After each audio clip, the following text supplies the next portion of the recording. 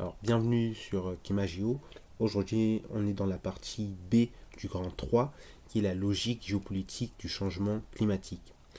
En fait, ce qu'on remarque, c'est qu'aujourd'hui, les décisions mondiales, elles sont confrontées à des rapports de force entre États.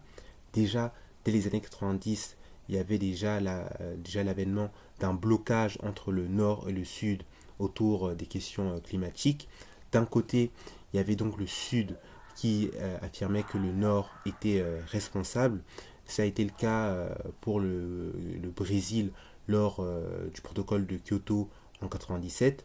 Puis en 2009, lors de la conférence de Copenhague, il y avait même l'idée d'un fonds vert.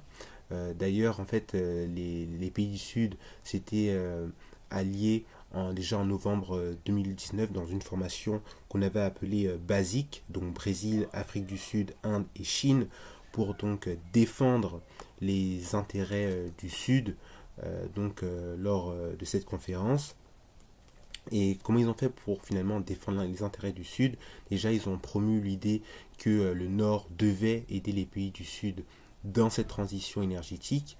Ils ont aussi promu le fait que les pays du Sud ils seraient en droit d'augmenter leurs gaz à effet de serre parce que les pays du Nord, eux, ils ne s'y sont pas gênés lors de leur évolution industrielle. Également, le Sud va accuser le Nord de freiner leur développement par l'imposition de contraintes. Et c'est pourquoi jusqu'en 2009, il n'y a pas eu de réel effort du Sud pour mener de meilleures politiques environnementales. Et le Sud va également critiquer le Nord du fait que leur aide est insuffisante. En 2009, par exemple, il y a eu un objectif de 100 milliards de dollars d'aide par les États-Unis pour les pays du Sud pour la transition énergétique. Or, en 2020, on se rend compte qu'il y a seulement 70% de cette somme qui a été dépensée. Euh, donc d'un autre côté, maintenant, il y a le Nord qui va dénoncer la hausse des gaz à effet de serre du Sud. En fait, le Nord va dénoncer le fait que le Sud refuse de faire des efforts. Notamment, ils vont prendre le cas de la Chine et de l'Inde, qui à eux deux représentent près de un tiers des gaz à effet de serre mondiaux. Euh, mais quand même, on peut remarquer que le Nord n'est pas très bien placé pour donner des conseils aux pays du Sud, parce que déjà, si on prend le cas des États-Unis, on remarque qu'ils mènent une politique très contradictoire.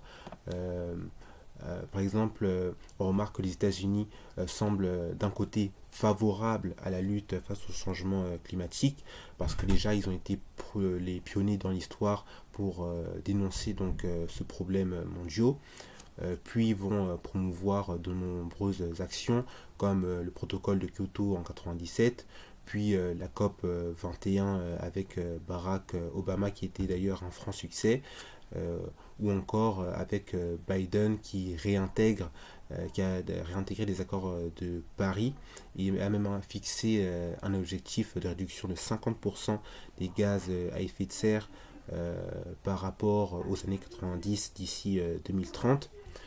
Mais d'un autre côté, les États-Unis semblent défavorables finalement euh, euh, dans cette lutte face au changement climatique.